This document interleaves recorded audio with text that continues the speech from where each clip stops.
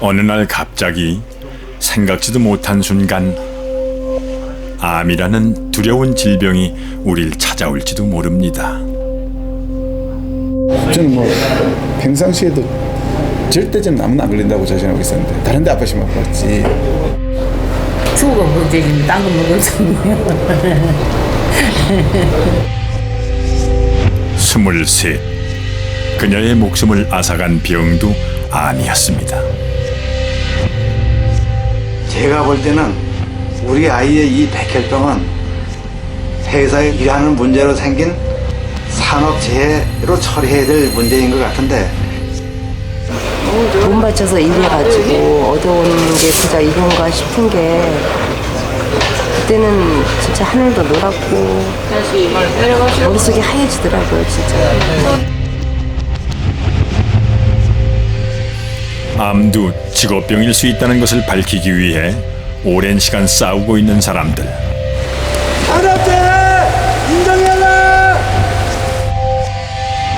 한 아버지도 그렇게 6년을 보냈습니다. 이렇게 길게 올 거라고 생각도 못했어요.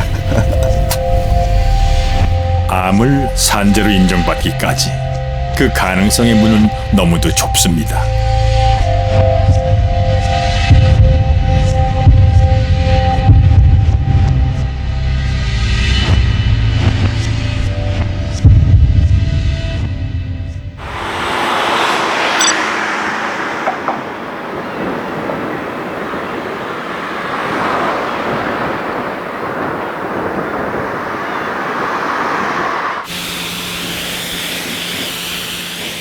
속초에서 개인 택시 운전을 하는 황상기 씨.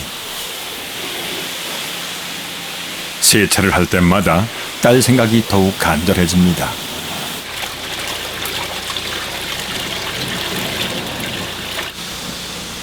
택시에 아픈 딸을 태우고 병원을 오가곤 했습니다. 병원에 가는 날이나 유미가 타는 날은 미리 타기 전에 아주 세차를 깨끗하게 싹 하네. 그 유미한테 병균이 올라오면 안 되잖아요. 유미는 어려서부터 속 한 번 썩인 적이 없던 착한 딸이었습니다.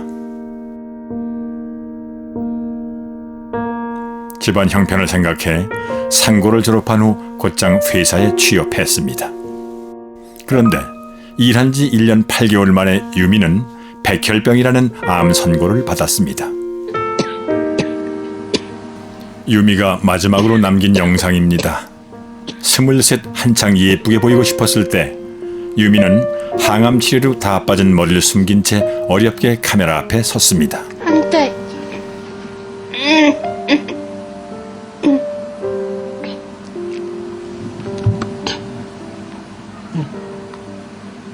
제 몸이 이상하게 느낀 거는 한 달 전? 한 달 전 그쯤부터였는데 몸에 멍이 자주 들었고요. 그리고 먹으면 토했어요. 먹으면 토했고 또 자주 피로했고 어지럽고 막 그랬거든요. 그러고서는 친구가 병원 가보자 그래갖고 병원을 갔는데 피가 이상하다고 큰 병원을 가보래요. 그래서 큰 병원 갔더니 백혈병 판정받고 그때 엄청 울었고. 아버지는 유미를 수원병원으로 실어나르며 항암 치료를 시작했습니다. 골수 이식 수술까지 받고 건강을 회복하는 듯 했던 유미는 1년 만에 다시 암이 재발했습니다. 유미의 상태는 급격히 악화됐습니다. 아주 열이 펄펄 나고 그랬지. 그 열 나는데 그 아주 마음에 상당히 아주 조급했었어요 그때는. 상당히 유미가 열이 나니까 상태가 안 좋고 또 이거 가다가 뭔 일이 생기지는 않나 하는 그런 걱정이 돼가지고 아주 마음이 상당히 아주 조급해졌어요 그때. 병원에서 치료를 받고 집으로 오던 어느 날 유미는 결국 아버지의 택시 안에서 숨을 거두었습니다. 지금 와서 가만히 생각을 좀 이렇게 해보면 유미 태워가지고 병원에 다니는 그 시절, 유미가 그 주었던 차 안에서 시절이 아주 내 인생에서는 상당히 아주 불안하고 아주 불행한 시간이었죠. 6년 전 어느 봄날 유미를 태우고 달리던 이 길 위의 슬픔을 아버지는 아직 잊을 수가 없습니다.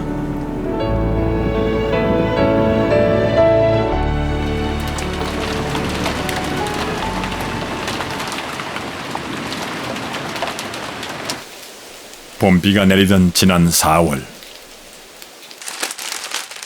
황상기 씨가 꽃 한 다발을 사들고 들어왔습니다.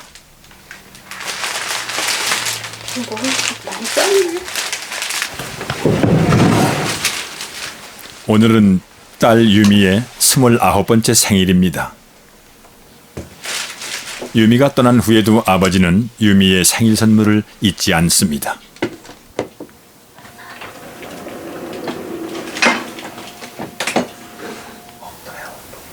긴 시간이 흘렀지만은 가족에게는 유미의 부재가 아직 받아들이기 힘든 일입니다. 핸드폰에서 어머니의 휴대폰에는 유미의 전화번호가 그대로 남아 있습니다. 아직까지 이러고 있어. 번호를 버리면은 유미를 내 마음에서 이렇게 버리는 것 같아서 아직까지 이 번호를 지우질 못하고 있어. 빨리 취업해 남동생의 학비를 벌겠다던 유미는 상고에 진학했습니다. 우수한 성적으로 고등학교를 졸업했고 곧장 대기업에 입사하게 되었습니다. 국내 최고로 손꼽히는 반도체 회사였습니다. 각종 전자제품의 기술력을 높이는데 활용되는 반도체 칩은 제조 공정이 매우 복잡하고 까다롭습니다. 공장에서 유미가 했던 일은 반도체를 만드는 원판을 화학물질에 담구어 불순물을 제거하는 일이었습니다. 제가 1년 8개월 동안 일하면서 퇴사한 사람이 좀 있긴 있었어요. 그 퇴사한 이유가 주로 대학 가려고 퇴사하거나 건강 안 좋아져서 퇴사한 사람들 좀 있었어요. 회사에서 일한 지 1년 8개월 만에 유미는 급성 백혈병 진단을 받았습니다. 어쩌다 이런 희귀암에 걸리게 되었을까? 지독하게 운이 나쁘다고 생각을 했습니다. 재발하게 한 몇 그런데 유미가 투병 생활을 하는 동안 아버지는 이상한 점을 발견하게 되었습니다. 유미와 2인 1조로 함께 근무했던 동료 이수경 씨도 유미와 같은 급성 백혈병에 걸렸다는 사실이었습니다. 백혈병에 걸린 사람은 이수경 씨뿐만이 아니라는 얘기도 들려왔습니다. 우리 유미하고 그 황민홍 씨하고 이수경 씨하고 이제 서에서 죽은 건 내가 알잖아요. 그 서에서 죽은 건 아는데 그 다른 사람 두 사람은 몰라서 이제 두 사람은 몰랐었는데 그 이제 12월 달에 어떤 사람이 우리 유미한테 전화가 온 거야. 전화가 와갖고는 거기서 이 백혈병 걸려서 죽은 사람이 5명이라고 얘기를 했어요. 근데 그 사람이 누군지는 모르는데 의사 선생님도 유미가 일했던 작업 환경이 백혈병과 연관이 있을 수 있다는 얘기를 했습니다.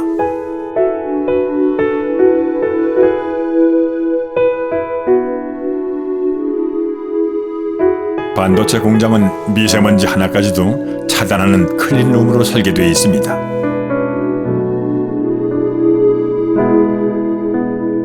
클린룸은 베이라고 불리는 여러 개의 작업 공간들로 나뉘어 있는데요. 각 베이에서 세척하고 깎아내는 등의 공정을 거쳐 반도체 칩이 만들어지는데 이때 각종 화학물질들이 사용됩니다. 유미도 화학물질을 반복적으로 사용하는 작업을 했습니다. 반도체 산업도 그렇고 전자산업도 그렇고 깨끗해 보이는 외관과는 별도로, 그러니까 그건 이제 우리들이 생각하는 전통적인 재해 또는 전통적인 직업병을 바라보는 거죠. 덥고 춥고 있고 막 먼지 많이 날리고 이런 게 위험하다고 생각하는 것에서 좀 프레임을 바꾸면 그렇게 보이지 않는 것들 속에도 위험이 있을 수 있겠구나라는 거는. But a few years ago, some clean room veterans noticed that colleagues were coming down with cancers, rare cancers at surprisingly early ages. 미국에서는 이미 10년 전 반도체 회사 IBM 근로자들의 암 발병이 큰 논란이 된 바가 있습니다. 보스턴 대학의 조사 결과 IBM 근로자들의 암 발생률은 일반인에 비해 뇌암은 4배, 골수종은 6배나 더 높게 나타났습니다. Since I didn't drink, I didn't smoke, and I ate healthy and I exercised, I just can't figure out what else it could be.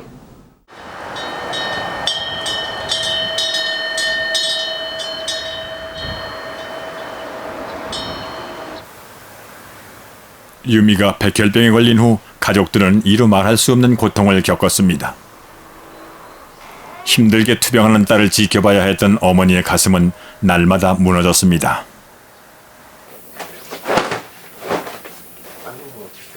경제적으로도 나날이 힘들어졌습니다.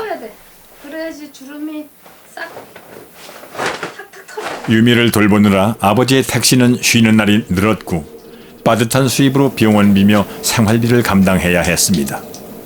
이 병 걸리면서부터 내가 일을 거의 못하다시피 했잖아요. 서울 다니면서 돈 못 벌지, 다니면서 차비 쓰지, 경비 쓰지. 그러니까 완전히 유미가 삼성 다니는 바람에 아주 전형적인 내가 생각하기에는 우리 집에 난 전형적인 한국의 가정이었다고 생각하는데 그 가정이 아주 확 무너져갖고 완전 싹 아주 물러앉았죠, 집이. 생활이 너무 어려워지자 아버지는 근로복지공단을 찾아 산재 보상을 신청했습니다. 딸의 백혈병이 회사에서 일하다 걸린 직업병일지도 모른다는 생각에서였습니다. 산재보험은 일터에서 병을 얻은 근로자와 가족의 생활을 보호하기 위해 국가가 사업주 대신 보상을 해주는 제도입니다. 산재를 신청한 지 약 2년 만에 기다렸던 근로복지공단 통지가 날아왔습니다. 결과는 산재보상 불승인이었습니다. 유미의 작업장을 역학조사해본 결과 백혈병을 유발하는 벤젠이 검출되지 않았으므로 유미의 병은 직업 관련성이 없다는 이유였습니다. 질병으로 인정을 하려면 첫째 조건은 유해 요인이나 어떤 업무상 인자에 의해 노출이 되고 그 노출이 충분히 질병을 유발할 수 있고 거기에 또 합쳐서 의학적으로 인과관계가 있어야 이 세 가지 조건이 모두 맞아야 되는데 암이라는 게 발병원이 너무 다양하고 그리고 그 밝혀지는 원인들이 원인과 결과를 이렇게 연관짓기 어렵고 그런 부분 때문에 암이 좀 직업성 암이 좀 인정되는 범위가 좀 작은 것 뿐이죠. 5년 동안 싸우는 동안에 저희들이 많은 진실을 알아냈습니다. 유미의 죽음이 알려지면서 유미와 같은 회사에 다닌 사람들 중 암에 걸렸다는 이들의 제보가 늘어났습니다. 이 영정 속에 있는 남자가 제 남편입니다. 여러분들이 얼핏 보더라도 아직 살날이 많은 남자처럼 보이지 않습니까? 시민단체인 반올림은 지금까지 제보받은 암 환자 수가 80명이라고 밝혔습니다.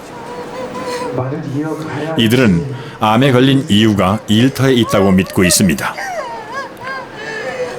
그러나 발병 원인이 다양하고 잠복기가 긴 암의 특성 때문에 암을 직업병으로 명확히 증명해내기도 어렵습니다. 뇌종양에 걸린 딸을 둔 어머니도 답답한 마음에 이 자리까지 나왔습니다.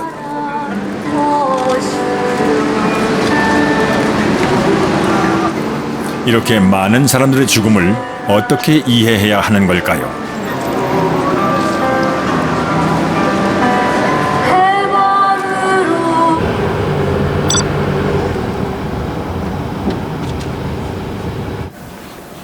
춘천의 한 재활병원.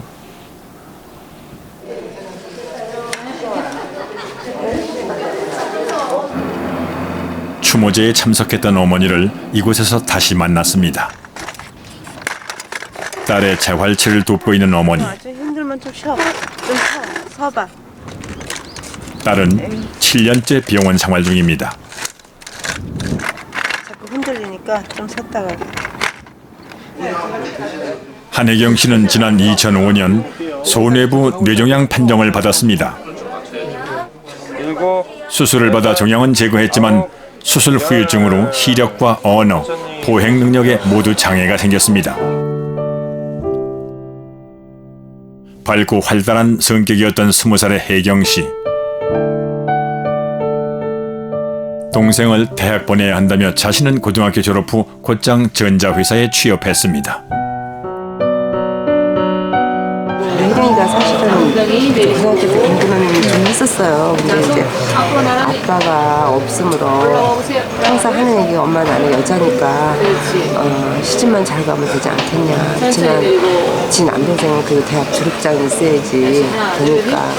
사실은 남동생 공부 가르친다고 제가 상고 가서 삼성 간 거거든요.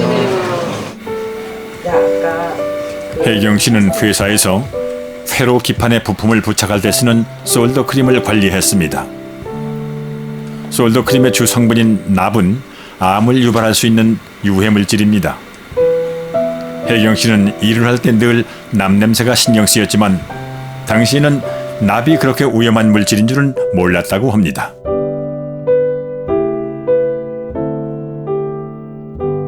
불량농 양품 오케이.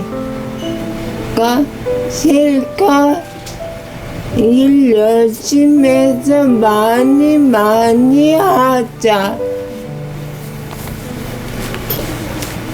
그냥 그랬죠. 6년 근무하고 어쨌든 간에 생리부종 때문에 생리가 한 2년 정도 아예 없었거든요. 2년 좀 넘게. 그래서 그럼 간더라. 전자파 때문에 없는 거다. 없는 거 아니냐. 그래서 이제 간두고 나서 그러면 이제 집에서 쉬면은 나올 줄 알았죠.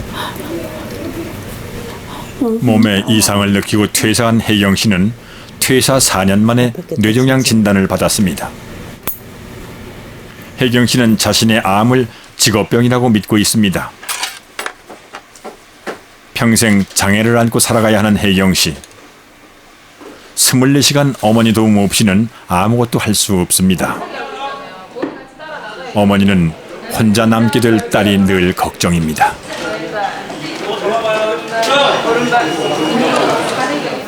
과연 내가 죽으면 저게 어떻게 살아나갈까. 그러니까 이 장애를 안고 살아가는 사람이 그 가족이 그게 가장 큰일인 것 같아요, 진짜. 어떤 때 막 그런 생각하면 진짜 속상해 하지만.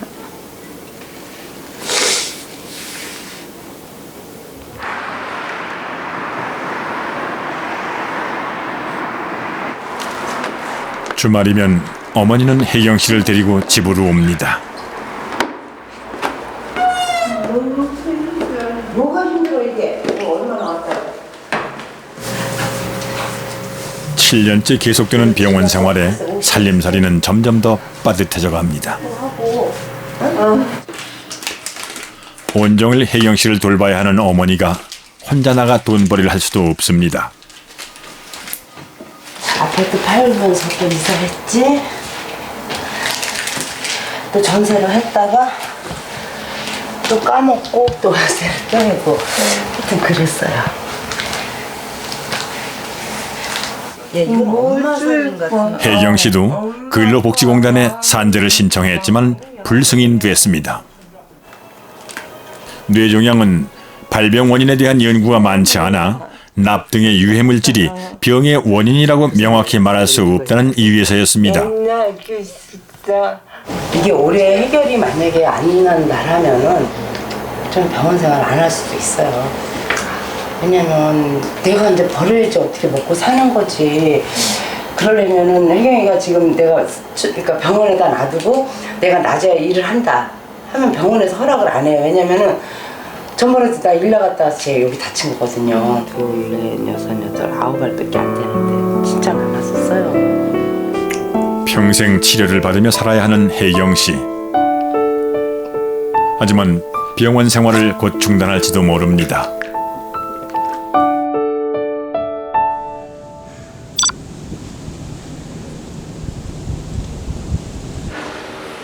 울산의 한 자동차 회사.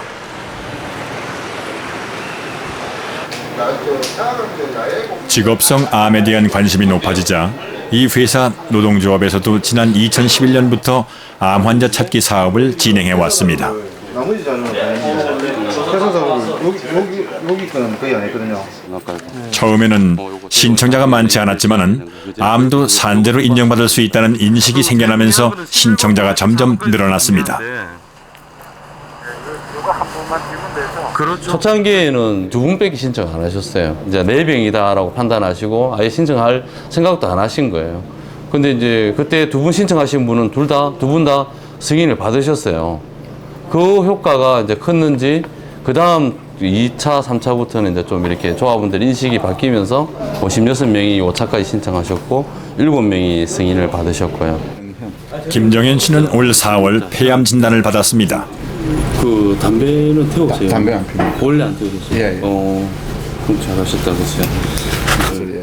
요 뒤에 보면 큰 글자로 이렇게 그는 자동차에 페인트 칠을 하는 업무를 했습니다. 대부분 수작업이었고 온종일 도료 냄새를 맡으며 일을 했습니다. 이런 작업 환경 때문에 암에 걸렸다는 생각에 산재 신청을 결심했습니다. 평상시에도 절대 좀 암은 안 걸린다고 자신하고 있었는데 다른 데 아파시면 아팠지 하고 있었는데 실제로 그 면담을 해보니까 직업은 산업화로 나가면서 이 외부 물질에 굉장히 많아졌다.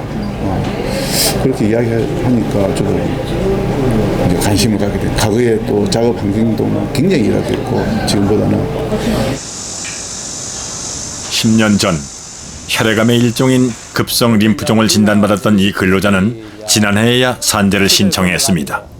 쉽게 말하면 다른 그 전까지 암도 직업병일 수 있다는 것을 생각조차 하지 못했기 때문입니다.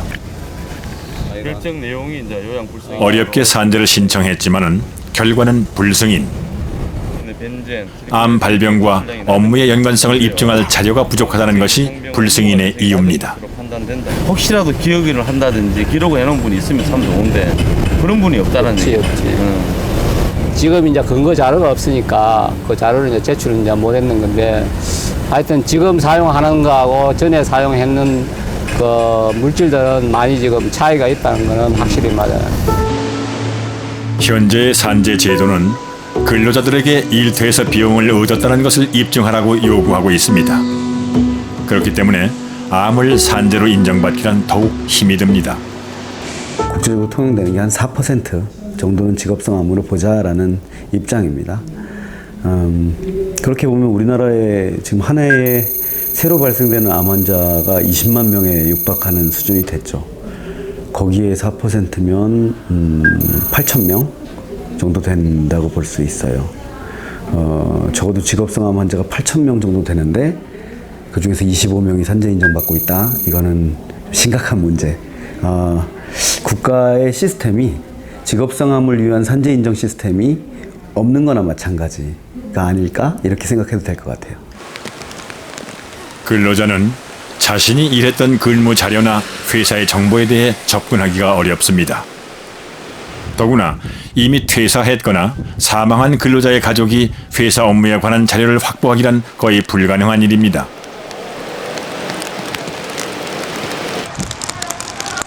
영업 비밀 해제하라!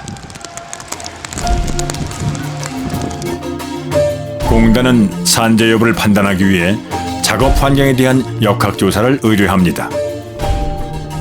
유미의 산재 신청에 대해서도 역학조사가 진행됐습니다.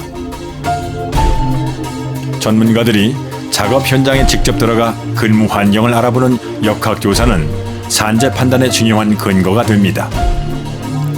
황상기 씨는 이 역학조사에 문제가 있다고 주장합니다.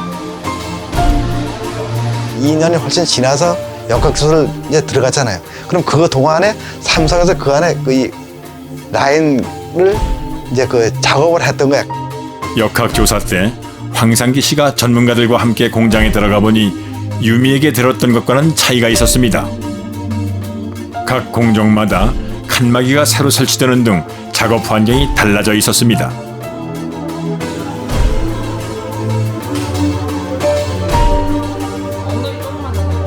혜경 씨의 경우엔 근무했던 공장이 폐쇄돼 아예 역학조사를 할 수가 없었습니다.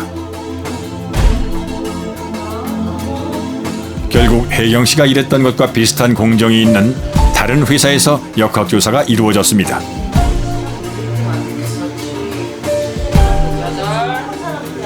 역학조사를 했을 때는 내가 일한 그 산지에 가서 해야 되는 건데 거기에 있는 어떤 증거 자료를 갖고 해야 되는 건데 그 이미 폐쇄돼서 없는 데 가서 뭘 갖고 역학조사를 했어요. 역학조사를 진행을 하면 이 20년, 30년 전에 노출이 돼서 발생된 암일 거지 않습니까? 그때 자료를 찾아보려고 시도를 합니다. 대부분 못 찾습니다. 그럼 뭐 하냐?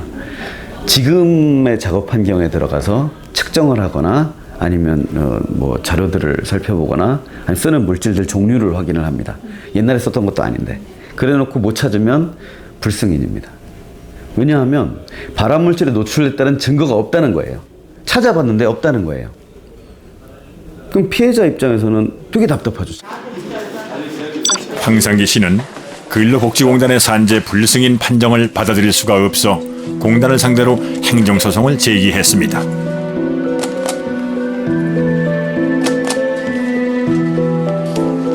법원에 계신 그 분들은 제발 이 죽어간 노동자, 병든 노동자, 삼성에서 버림받은 노동자, 정부에서 버림받은 노동자를 좀 도와줬으면 하는 마음 간절합니다. 재판이 진행되는 사이 서울대가 실시한 또 다른 역학조사 결과가 공개됐습니다.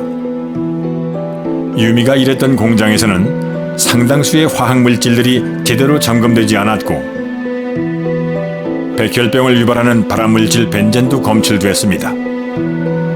벤젠이 검출되지 않았다는 이전의 결과를 뒤집는 내용이었습니다. 저희가 들어갔을 때 2009년도 당시에 있어서는 두 가지 물질 다 반드시 공정에서 문제될 수 있기 때문에 관리를 해야 된다라고 하는 물질이었고 또 그런 것들에 있어서 이거가 납품하는 이제 그런 회사들에서도 어느 정도 저거를 한 그런 물질들일 거예요. 그런데 그것을 결국은 그걸 이제 점검하지 않았다. 역학조사를 해놓고 새로운 역학조사 결과를 근거로 법원은 유미의 암을 직업병으로 볼 수 있다며 산재 인정 판결을 내렸습니다. 이제는 산재가 인정될 때까지 밝혀낼 수 있을 때까지 그 싸우겠다고 유미한테 그 얘기한 적이 있습니다. 처음에는 그 이런 정당 뭐 어떤 그 언론사도 다 받아주질 않아가지고 이 언론화 시키는 데 상당히 큰 그 어려움이 있어갖고. 그런데 근로복지공단이 다시 항소를 했습니다. 4년을 싸워 받아낸 산재 인정 판결을 공단은 다시 원점으로 되돌렸습니다.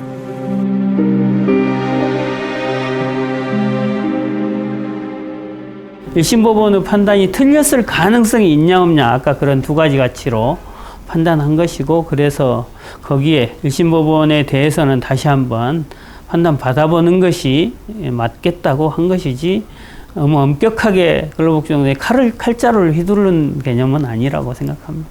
이 기금을 잘 운영을 하고 또 그것들을 효율적으로 또 정확한 곳에 쓰는 것이 공단의 의무입니다. 그렇게 주장하는 것은 분명히 맞는 부분에 있으나 그럼에도 불구하고 현재 갖고 있는 시스템이 수용하지 못해서 또는 지금이 갖고 있는 의학적인 전문성과 그리고 또 과학적 지식들이 증명해내지 못하는 현상들에 대해서는 그대로 근로자들이 떠안고 가야 되는 상황이라는 것이죠. 여전히 속초와 서울을 오가는 생활을 하고 있는 황상기 씨. 현재 항소심 재판을 진행 중입니다. 딸의 산재를 신청한 지 6년. 직업병을 인정받기 위해 싸워야 하는 시간이 이렇게 길어질 줄은 차마 몰랐습니다. 저도 살아가는 게 아주 따뜻하게 살아가는데 그 서울 이렇게 쫓아다니면서 이렇게 생활할래 집도 가정 생활할래 그러니까는 상당히 좀 어렵지.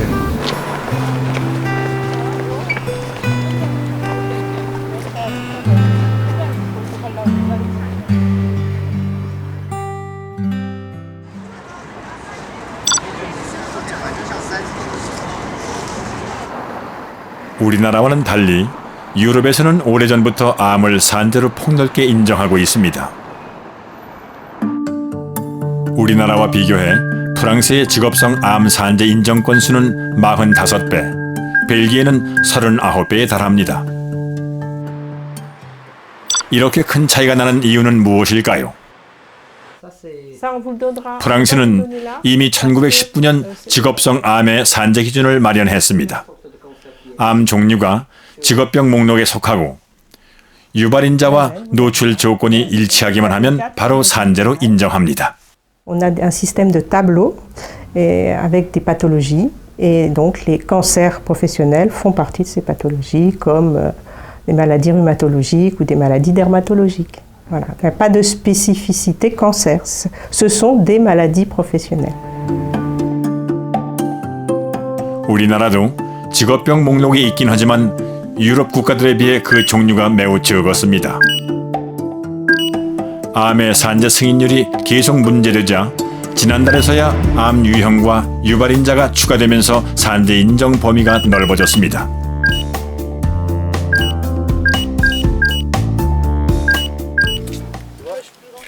올해 73살인 장마리 씨는 지난 2004년 방광암 진단을 받았습니다.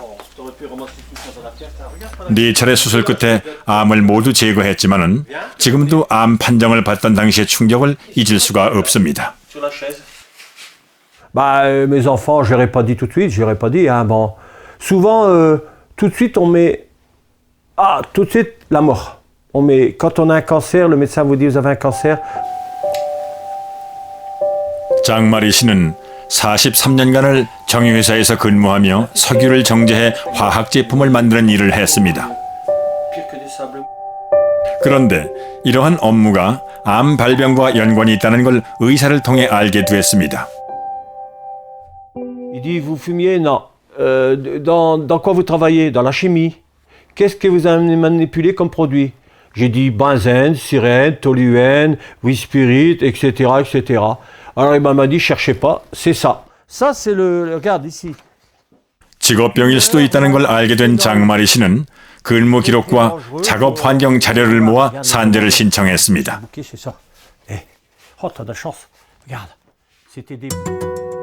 직업병 목록을 통해 장마리 씨가 사용한 화학 물질들이 방광암 유발인자라는 것이 확인되자 산재 신청 3개월 만에 승인 통보를 받았습니다. 프랑스는 암도 직업병일 수 있다는 인식을 높이기 위해 지속적으로 캠페인을 벌이고 있습니다. Je vais te faire le profil. 55 ans, au bas mot, 2 paquets de cigarettes par jour depuis l'âge de 15 ans. Il n'a jamais touché une clope. Bon, avec un cancer comme ça, non. Non, il est mécano. Ça fait des années qu'il démonte et qu'il monte des freins de camion, je ne sais quoi. Et apparemment, son patron ne rigole pas avec la cigarette. C'est un garage, il y a de l'essence partout. Donc plus précisément, il démontait quoi? 브리짓 부인은 현재 남편의 산재 신청을 준비 중입니다. 부인은 남편을 폐암으로 잃었습니다. 건강했던 남편이 어쩌다 폐암에 걸렸을까 부인은 알아보기 시작했습니다.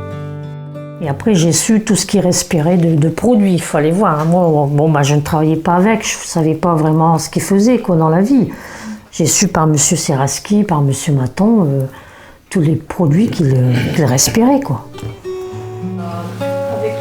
자동차 모터 제작을 했던 남편은 유해 물질을 많이 다뤘습니다. Donc là, ce sont effectivement les visites qui ont été faites depuis 76. 76 jusque donc 2005. Ça fait 31 ans quand même. Oui. 부인은 회사의 산재 의사를 통해 남편의 30년치 건강 검진 기록을 받았습니다. 근로자가 필요한 정보를 확보해 신속하게 산재를 보상받도록 하는 것이 프랑스 산재 제도의 기본 철학입니다. Le dossier doit être conservé 50 ans après la fin des expositions. Si, par exemple, l'entreprise vient à disparaître, le service de santé au travail vient à disparaître, les dossiers doivent être transmis au médecin inspecteur régional du travail. Oui, les salariés peuvent demander la communication de leur dossier et en avoir copie à n'importe quel moment. 경제 대국으로 성장한 대한민국. 하지만 근로자의 복지에 대해선 여전히 할 말이 많습니다. 2년 전 한 조선소의 하청업체에서 일했던 근로자가 암으로 사망했습니다. 이것은 제가 보고 싶을 때 한 번씩 보거든요. 하고 제가 가지고 다녀요.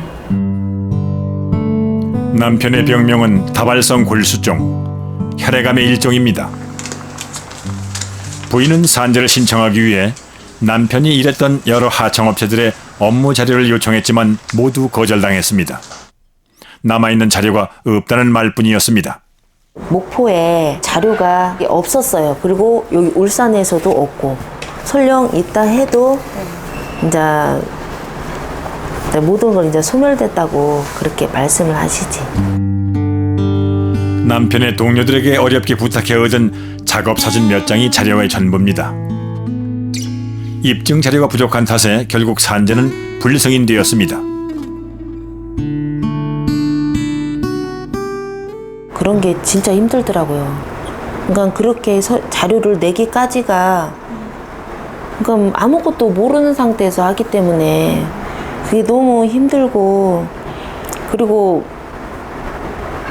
근로자 편에 서서 이렇게 안 해주잖아요. 기업의 이미지와 작업장의 안전성 논란을 염두에 둬야 하는 기업 입장에서 산재는 달갑지 않은 일입니다. 게다가 산재가 발생하면 경제적 손실도 만만치 않습니다. 산재 사고가 많이 낸 업체가 되면 물론 이제 브랜드 이미지에 타격을 받고 피해 보상 문제도 있지만 산재 요율도 올라가요. 그러니까 보험료를 더 내야 됩니다. 그리고 거꾸로 산재 사고가 적어지면 이 뭐 여러 가지 인센티브를 얻게 돼요.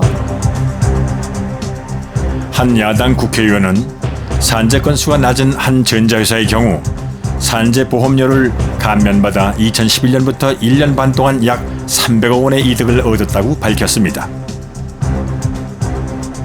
이렇다 보니 산재 발생을 줄이려는 취지의 인센티브 제도가 오히려 산재 은폐를 부추긴다는 비판을 받고 있습니다.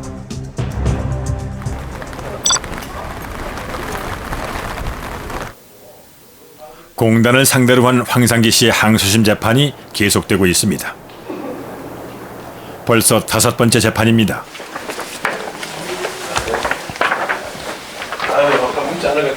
재판이 끝난 후 상대 측 변호사와 인터뷰를 시도했습니다. 삼성 측 통해서 그 변호사님은 공단 측 변호사님이세요? 아니면 삼성 측 변호사님이신가요? 네, 삼성 측인데요. 삼성 측은 네. 아니 그 오늘 유가족과 근로복지공단이 진행 중인 재판에 기업은 공단 측 보조 참가인으로 참여하고 있습니다. 황상기 씨는 산재 인정이 부당하다며 항소를 제기한 공단이 기업을 앞세워 재판하고 있는 지금의 상황에 분통을 터뜨립니다. 그러니까 지금 사실상 공단을 상대로 해서 이 행정소송을 했는데 삼성이 나와서 변론하고 있는 거예요. 근로복지는 싹 빠져버리고 오늘 근로복지는 지원이 나와서는 자기는 아무것도 모르는 거예요. 아무런 답변도 못하고 아무런 물어봐도 난 모른다 그러잖아요. 모른다고. 그럼 모르는 사람 여기 왜 나왔어요? 말이 안 되는 논리를 했다는 거죠. 재해 근로자에 대해 신속하고 공정한 보상을 목적으로 설립된 근로복지공단. 근로자를 보호해야 할 공단이 기업 편에 서고 있다는 비판에 대해 공단은 어떤 입장일까? 우리는 피고로서 피고의 항변을 하는 거죠. 삼성이 자기 항변을 그 재판을 통해서 하는 것에 불과하고 우리가 도움받아서 소송하지 않아요. 어떤 협의도 하지 않아요. 재판 과정에서. 혹시 이 황영희 씨 재판의 변호사선임 하셨나요? 2심에서는 모르겠는데 안 한 것 같은데요. 정확히 모르겠네요. 심리적 의존은 있을 수 있겠죠. 제 생각에는. 뭐 그러나 같이 무슨 우리가 삼성 측의 도움을 받거나 같이 협의하거나 진행 과정에서 그런 일 없고 단독으로 합니다. 적어도 정부라면 전 국가가 노동자의 편은 들지 못할지언정 중립성마저 놓친다. 이건 상당히 심각한 문제다. 사실 근로복지공단은 노동자 편에 서야 됩니다.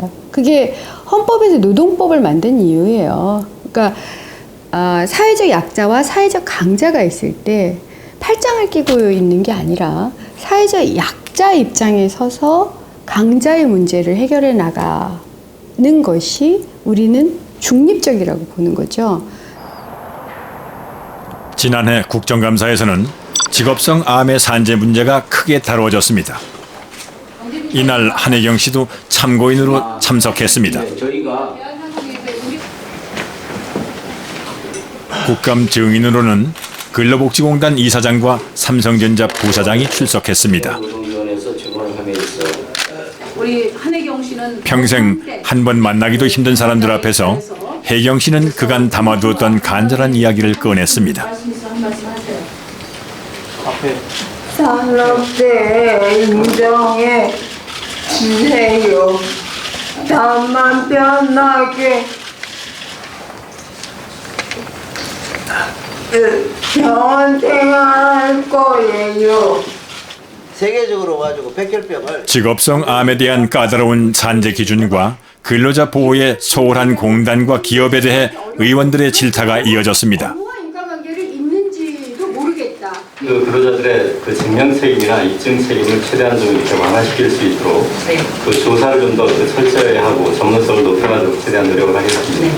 대화를 통해서 원만하게 일단 해결이 될 수 있도록 적극적으로 노력을 하겠습니다. 잠시 쉬는 시간.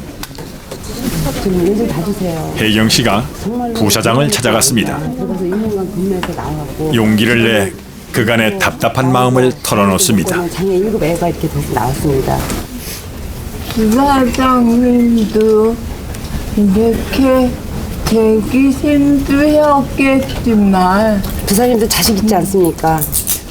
저는 앞으로 몇 년을 더 살지 몇 년 더 살지 모르겠어요.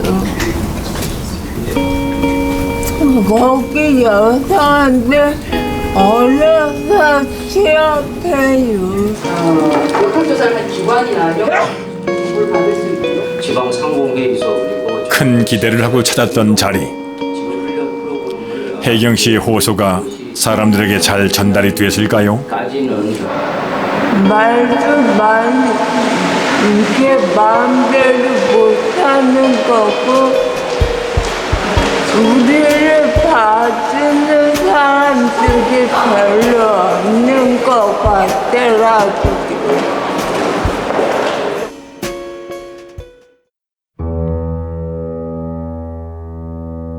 대한민국 근로자 2,600만 명.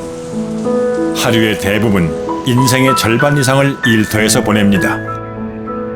일터는 단지 돈 버는 곳이 아닌 자부심이자 든든한 지원군이었습니다. 막 자랑하고 다녔다니까. 삼성에 유미 아빠 막 친구들한테 우리 딸 저기 삼성에 들어갔다고 좋다고 자랑을 했는데 자식들이 어떻게 지내는가 기숙사 다 구경시켜주고. 어디 사셨어요? 그때 우리 혜경이가 저 라일락동이었었어요. 그러니까 우리 형편에 사줄 수도 없는 어떤 2층 침대 딱딱 2개씩 돼 있고 책상 있고 창문에 커튼 다 쳐져 있고 참 괜찮다 했었어요. 평생을 함께할 사람을 만난 곳도 바로 일터였습니다. 남편이랑 같이 연애할 때도 여기서 일하다가 이제 근무 마치면 나와서 밥 먹고 나 기숙사 들어가는 거 보고 남자 기숙사는 저 정문 쪽에 있어서 가고 그런 생활을 연애도 하고 그랬죠. 예. 그래서 좀 아팠어요. 참 우린 자부심을 갖고 일했거든요. 그래서 재밌었고. 그러나 아픈 근로자에게 회사는 다른 모습이었습니다. 야, 얘기해보세요. 돌아가라고 해보세요! 아니, 아니고 일로 이렇게 방향을. 몇 분을 돌아가라고요!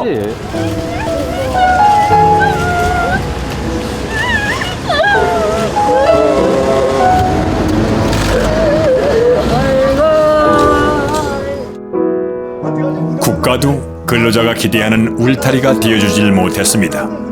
산재 신청을 언제까지 받을게? 계속 받을게? 계속 고생이 났을 거예요? 병들어도 치료를 제대로 받게 해주면 좀 빨리 안 죽지 않습니까 좀. 부모들한테 좀 계속 살다가 죽을 거 아닙니까?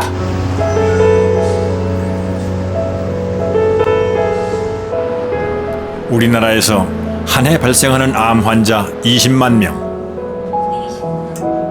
그중 직업성 암으로 인정받는 경우는 단 0.01%. 이 0.01%의 좁은 문을 열기 위해 수많은 사람들이 오랜 시간 싸우고 있습니다.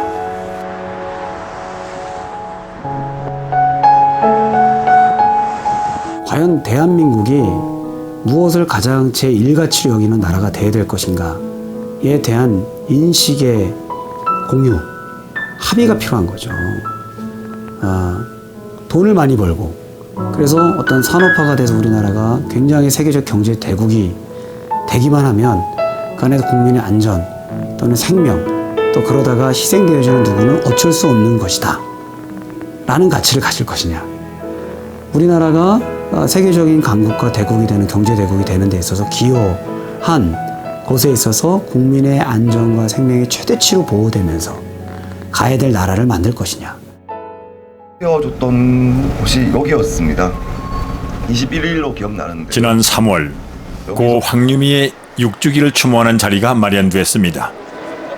2007년 2월 달에 찍은 사진이거든 저게. 그러니까 지금은 2013년이니까 약 한 6년이 조금 넘었죠. 6년 조금 넘은 세월인데 아니 지금도 젊었는데요. 딸을 잃은 아버지는 6년을 이렇게 보냈습니다. 숱하게 울었고 매일같이 거리로 나섰지만은 달라지는 건 없었습니다. 지금도 백혈병돼지 각종 암에 걸릴 수 있고 황유미의 항소심 재판은 4년째 진행 중입니다.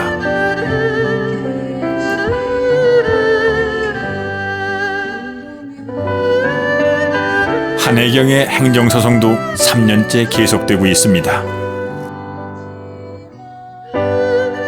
암도 직업병일 수 있다는 것을 인정받기 위해 언제까지 이 싸움이 계속되어야 하는 걸까요?